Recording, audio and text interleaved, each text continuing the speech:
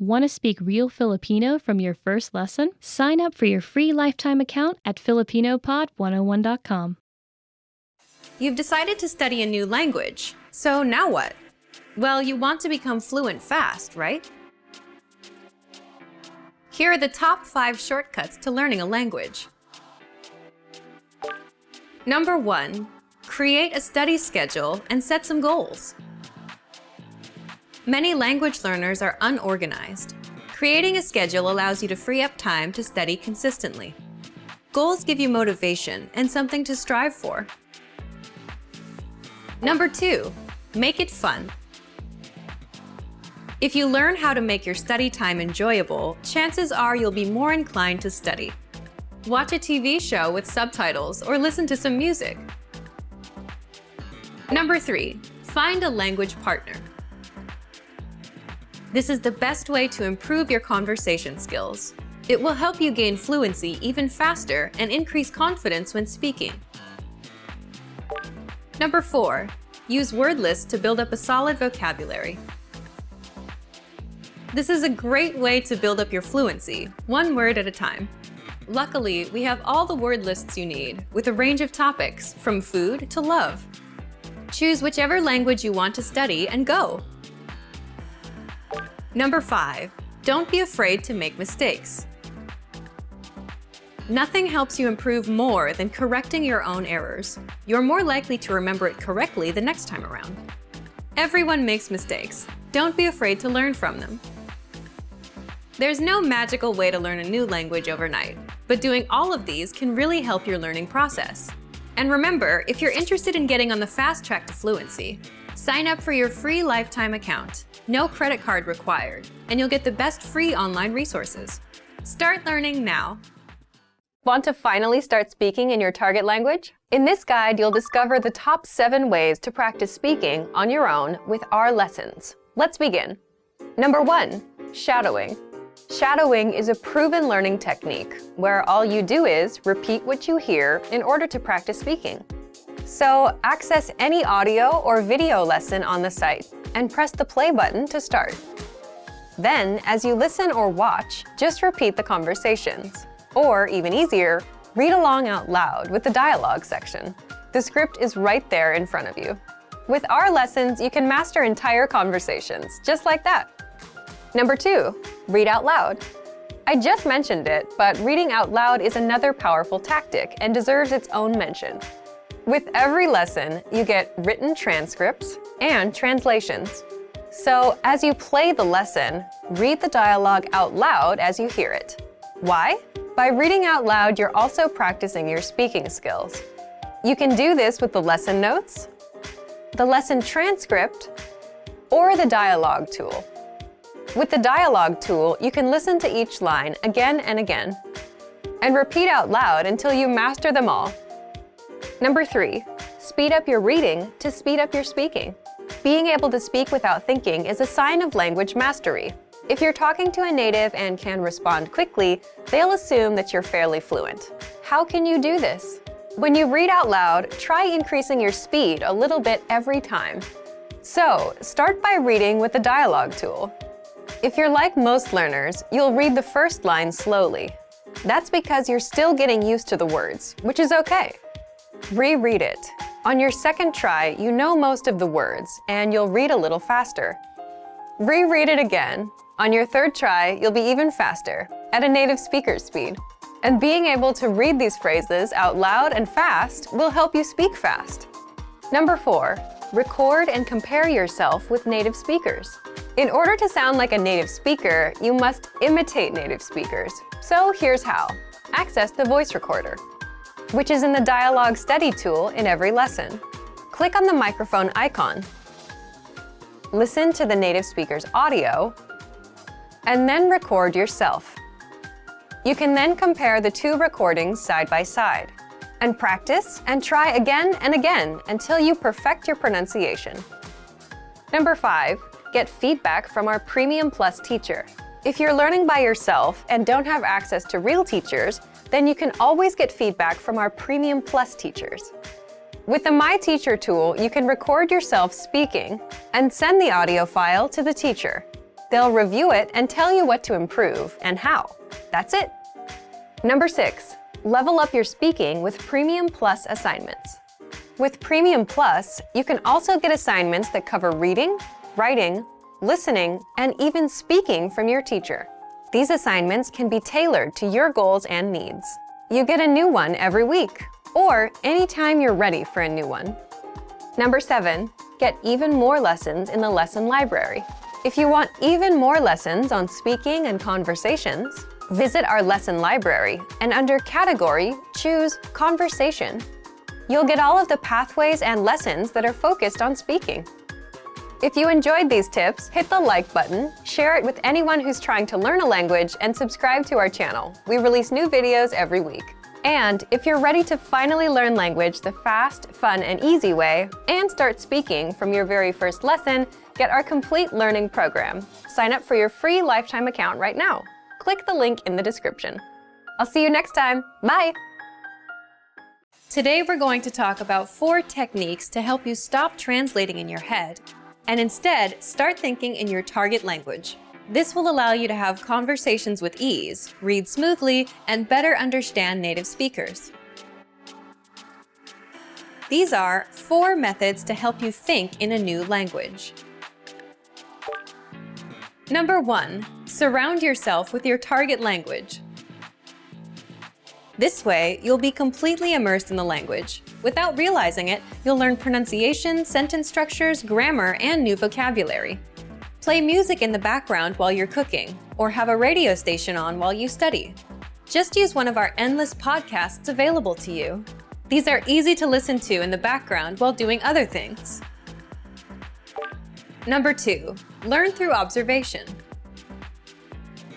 This is how we all learned our native languages as kids. Words will develop their own meanings that relate better to your target language, rather than meanings that are translated directly.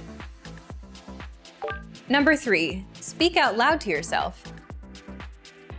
Even if you're a little embarrassed, it forces you to listen to how you speak. It makes it much easier to spot simple grammar mistakes. Number 4, practice daily. If you practice everything for only one day, you won't retain the information you learned. The brain can realistically only focus for about 30 minutes. So studying a little every day allows you to absorb better. Follow these steps and have patience. You'll soon be able to achieve your language learning goals. Just make sure to remember these 4 methods. Sign up for your free lifetime account. No credit card required, and you'll get the best free online resources. And start learning more every day.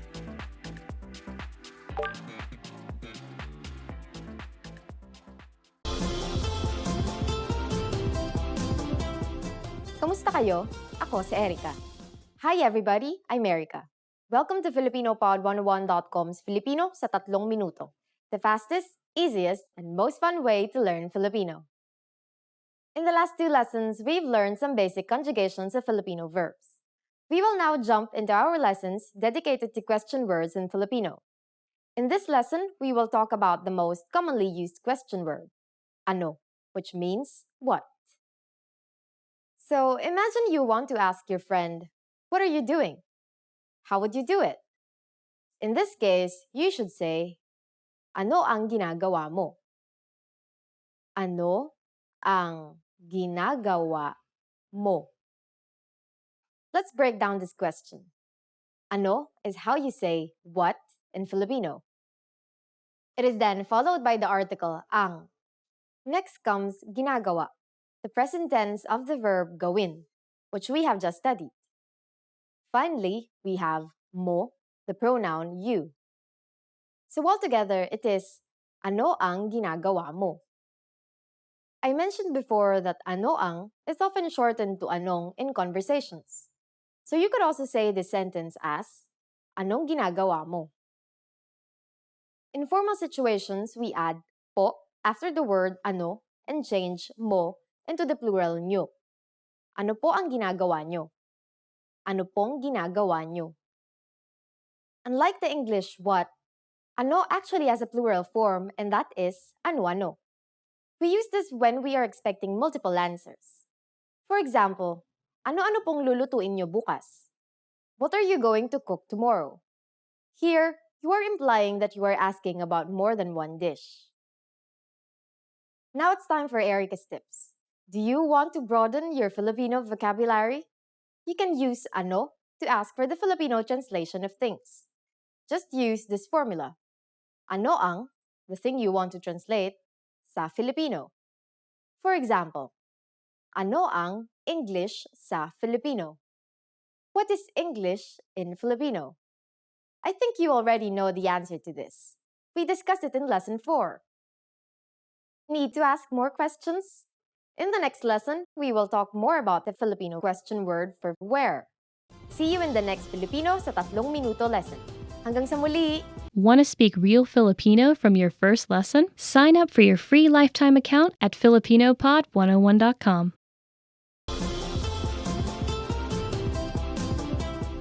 Kamusta kayo?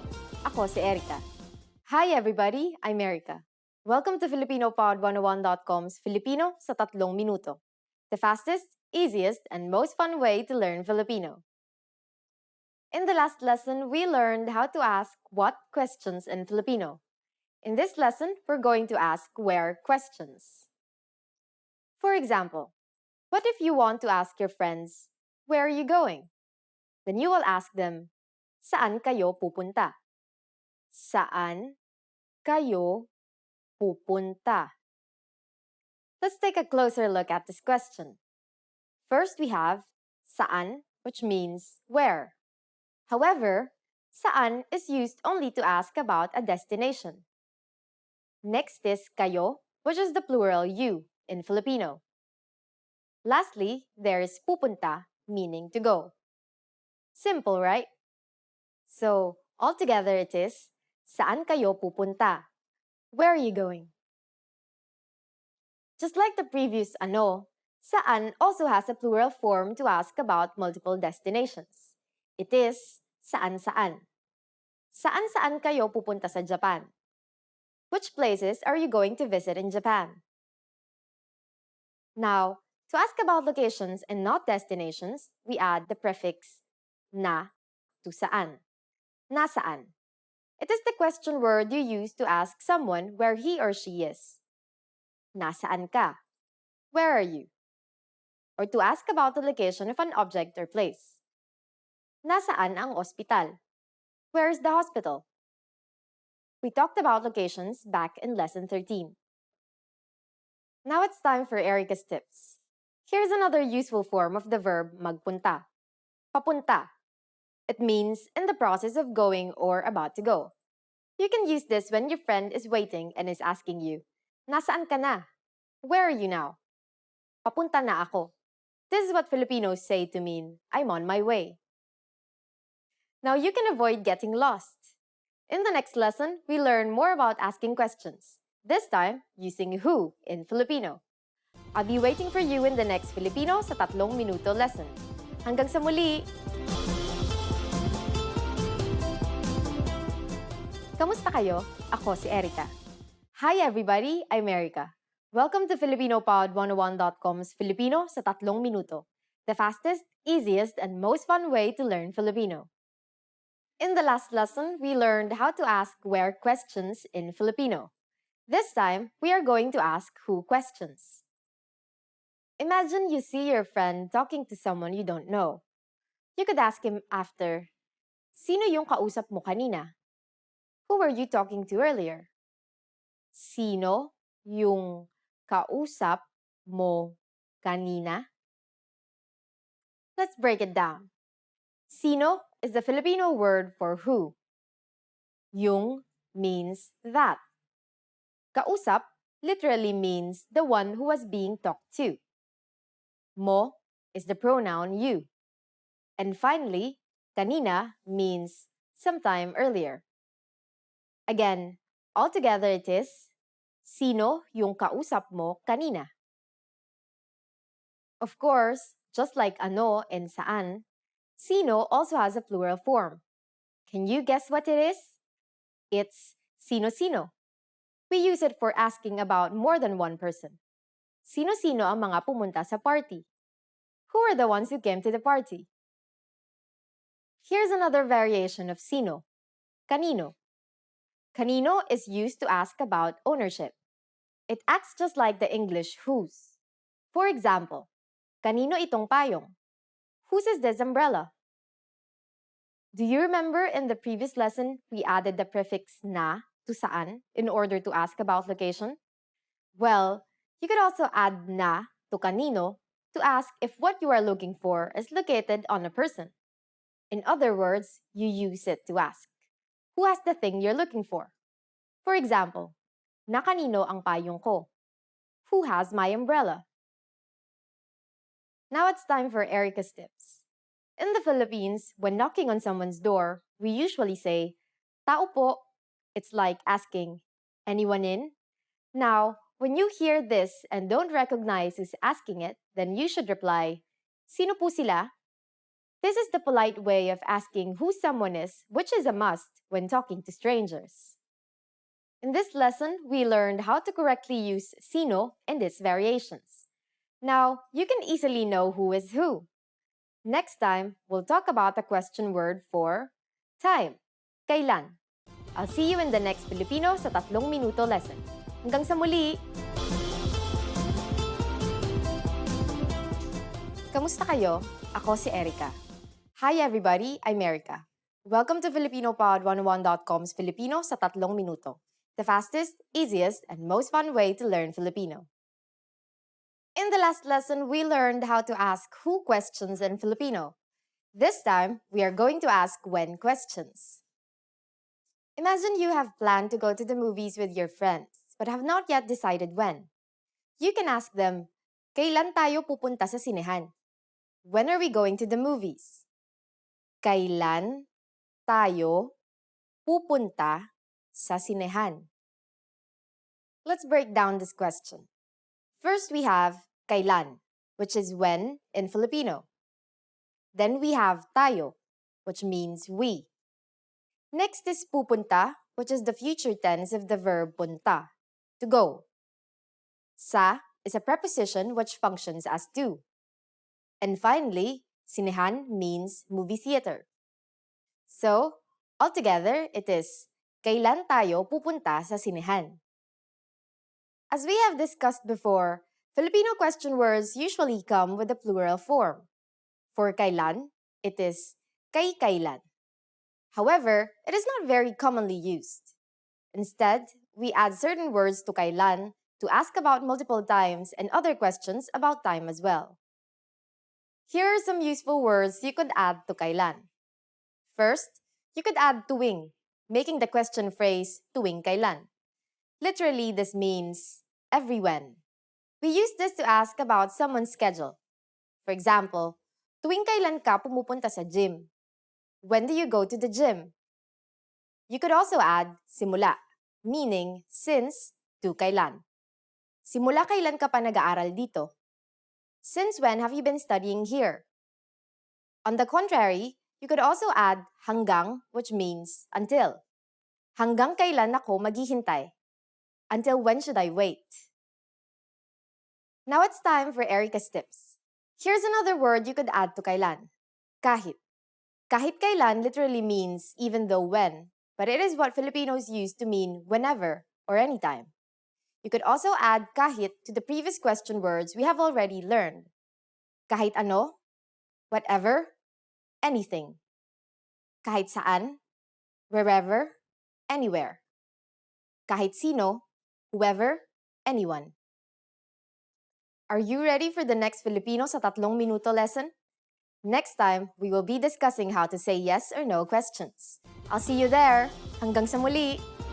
Want to speak real Filipino from your first lesson? Sign up for your free lifetime account at FilipinoPod101.com.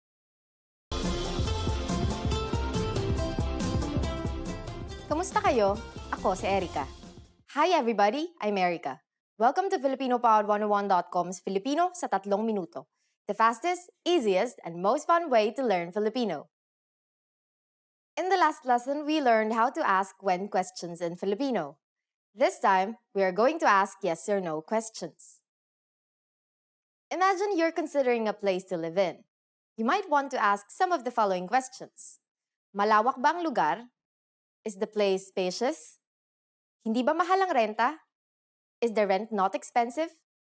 May tindahan bang malapit? Is there a shop nearby? Tumatanggap ba sila ng may alagang hayop? Do they accept people with pets? In Filipino, yes or no questions are marked by the particle ba. It is usually placed after the first word in the sentence, which is not another particle. So we went from malawak ang lugar, the place is spacious, to malawak ba ang lugar, is the place spacious, and so on.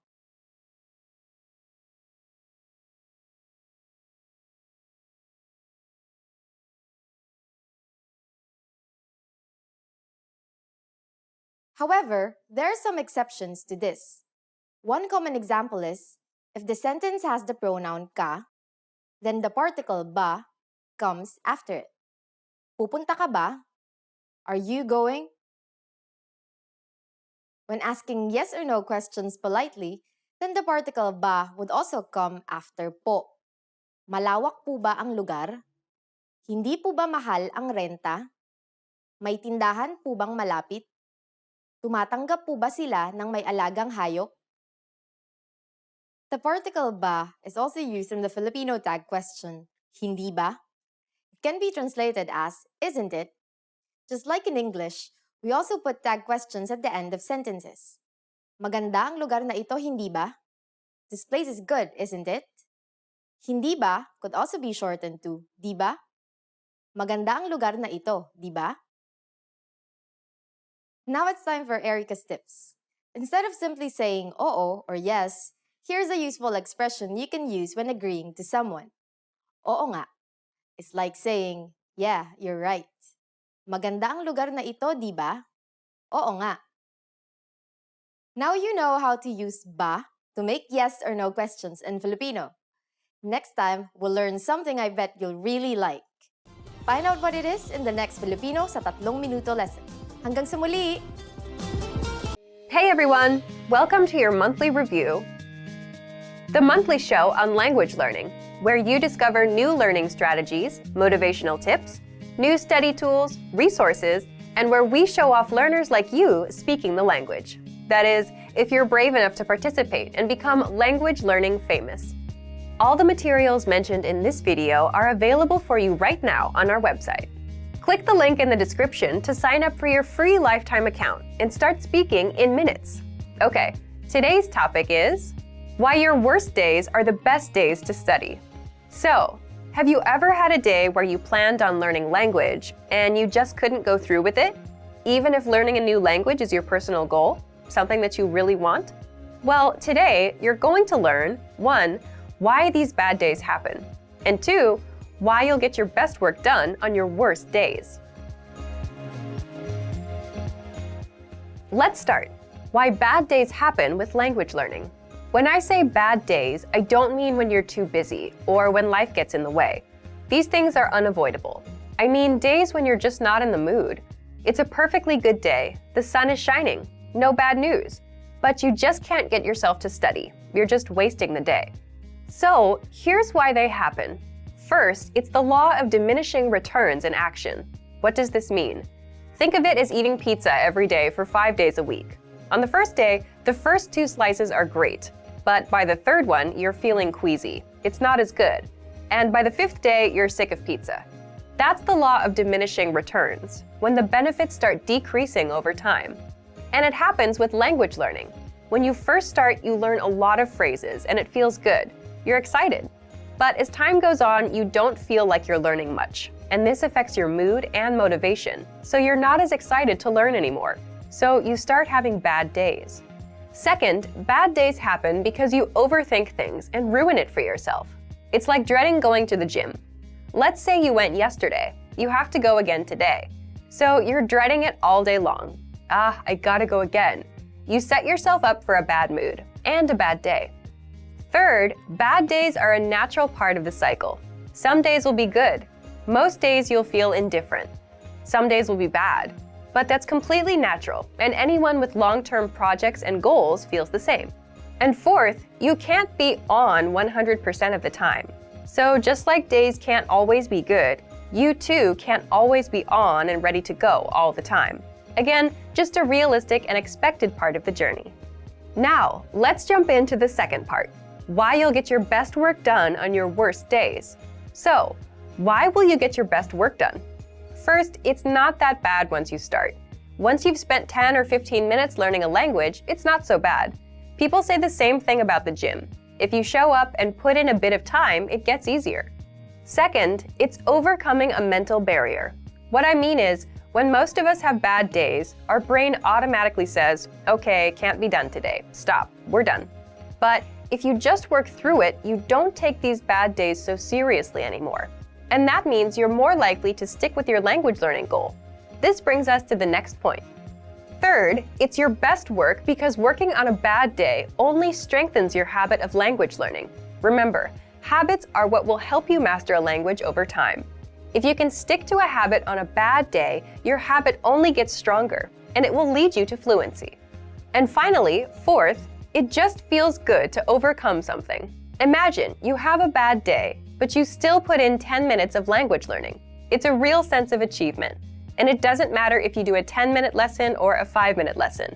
The fact that you made some progress on a bad day will give you the motivation you need to keep going. Now, speaking of lessons,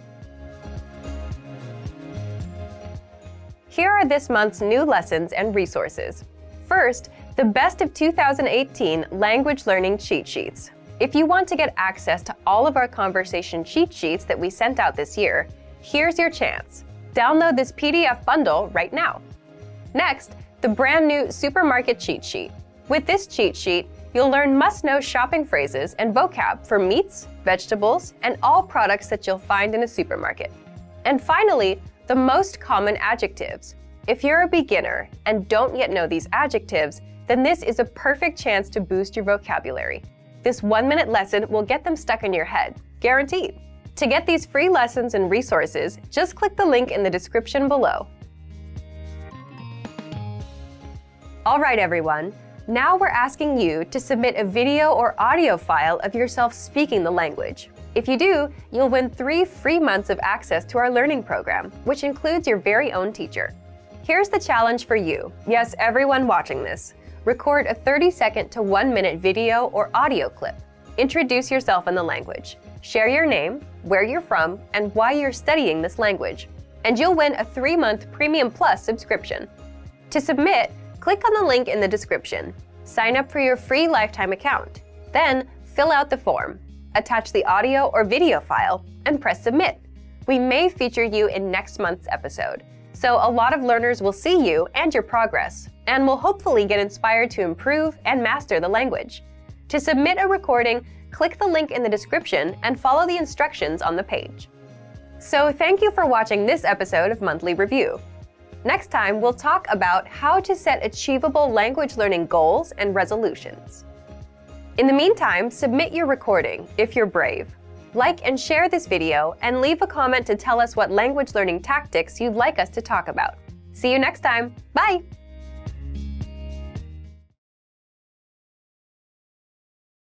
You probably already have language learning goals, but the real key to success is to make the right goals. In this video, I'll show you how, with 5 tips to stop wasting your time and start learning. Hi everyone, Alicia here. In this video, I'll teach you 5 tips to stop procrastinating and keep your motivation for learning a new language.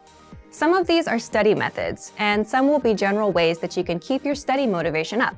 While these tips are for studying a language, some of them are good for other things in your life too, such as new challenges or other types of goals.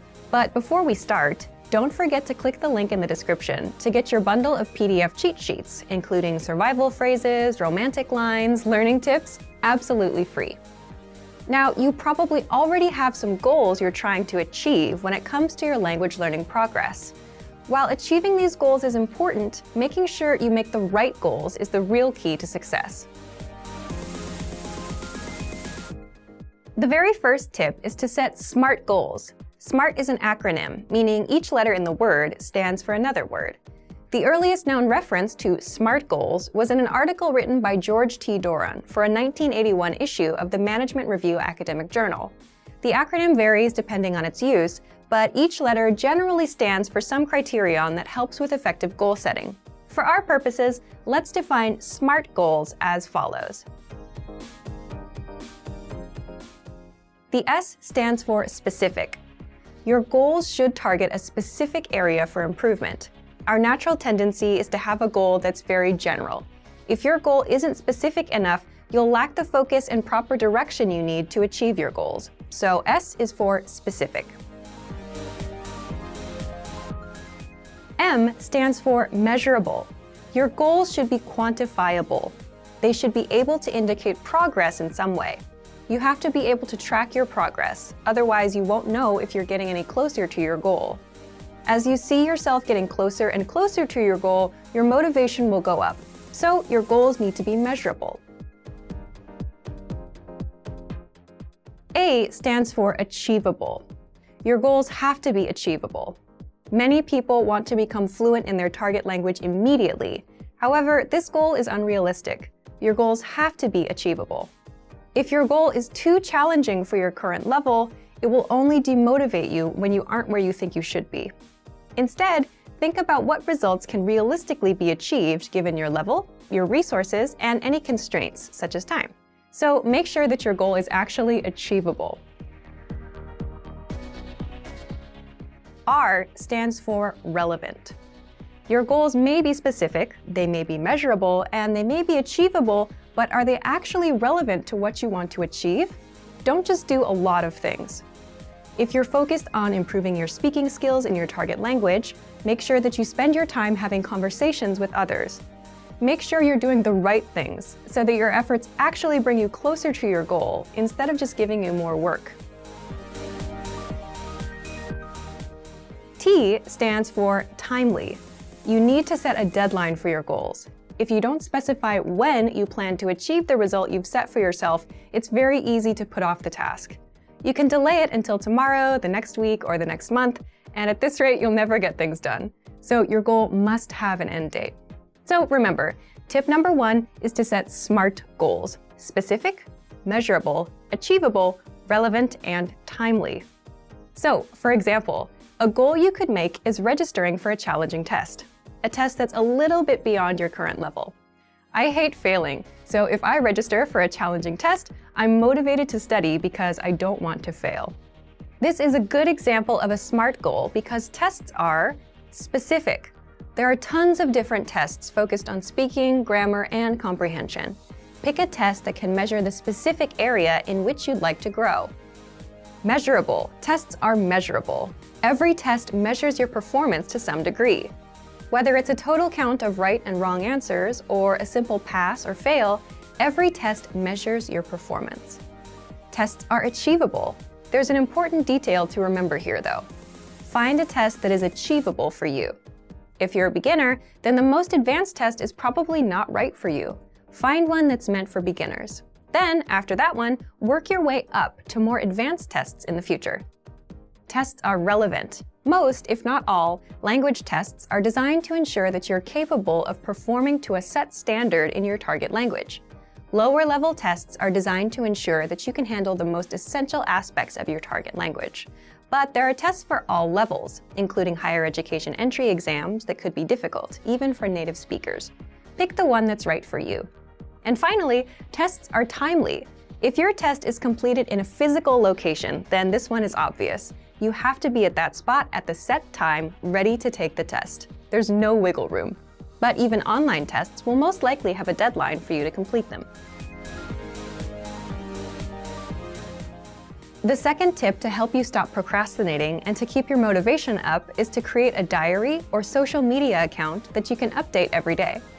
This may seem simple or even unrelated to language learning, but by creating a diary in your target language, you have the chance to actually create in the language itself. Creating a diary is also a great way to practice writing in your target language. Another method is to create a social media account, which gives you the chance to connect with other people who are working toward the same goals as you. Maybe they can even give you feedback on your writing. If you're following people online who regularly share good resources, those can be really helpful for you too.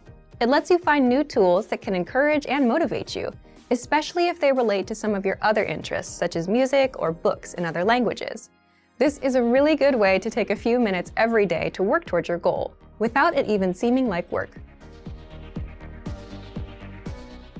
The third tip is to focus on understanding a specific TV show or movie.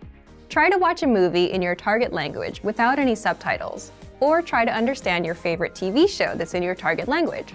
If you don't already have a goal like this, it can be a fun way to practice. If your friends often talk about a particular TV show, it could be a good way to study, and a fun way to keep your motivation up together. Plus, TV shows and movies often use the language in a way that's vastly different from the conversations provided in traditional textbooks, so you often get to hear different vocabulary choices. It's a very powerful way to learn a language and end up sounding more like a native speaker. Tip number 4 is to enroll in a regular language course. Register for something you have to go to or you have to participate in regularly, meaning every week or 2 times a week or maybe even every day. The point of this is it's something that gives you a pattern to follow. Forming a study habit will help you progress very quickly. It will make it easier for you to achieve your language learning goals. Once you form the habit, you won't even have to think about starting each time. It'll just be natural. Have something that you must take responsibility for. You'll be more motivated to continue if there are others, especially classmates or a teacher, watching you progress. Look for resources inside your community, and if there are no opportunities there, look for things digitally. You can find many of our videos on YouTube, on Facebook, and of course, our entire video and audio lesson library on our website. The lessons on our website also come with assignment courses, so you can test your knowledge. The last tip is to make your goal public. Share your goal. Tell people about your goal. For example, if you want to give a business presentation in your target language this year, then tell your colleagues or your boss about it. Some people may find what you're doing interesting, and they can support you. This kind of pressure can help push people forward who have trouble motivating themselves alone. By telling others about your goal, you'll feel more accountable. Because you told somebody that you were planning on doing something, there's an underlying sense of guilt if you don't accomplish the task. You may feel that you have failed your peers in some way, even if there's no direct pressure from them. Using this technique, you can push yourself into moving forward toward your goal, especially at times when you feel the least motivated. And that brings us to the end of our 5 tips to stop wasting time and start learning a language. We've talked a lot about how to set goals for yourself and think about new challenges. First, I told you about creating SMART goals. Remember, SMART goals are specific, measurable, achievable, relevant, and timely. Registering for a test is a great example of a SMART goal. Next, we talked about keeping a diary or social media account in your target language. Start doing it right now, even if you're still a beginner. Then, I suggested that you focus on understanding a specific TV show or movie. Pick something in your target language that you really love, because you may need to watch it over and over again until it all makes sense to you. And next, we talked about enrolling in a regular language course. This will give you something concrete that you must take responsibility for. Finally, make your goal public. Tell someone about your learning goals to keep you accountable for them. You're much less likely to abandon your studies if you have friends asking you about your progress. I hope that these are useful tips that you can use to reach your language learning goals. And before we go, let me remind you to download tons of free PDF lessons to learn the language the fast, fun, and easy way. Just click the link in the description. If you like this video, give us a thumbs up and share it with anyone who may find it useful. Do you have any good tips that you've used to help you reach your goals? Share them in the comments. Thanks very much for watching, and see you next time.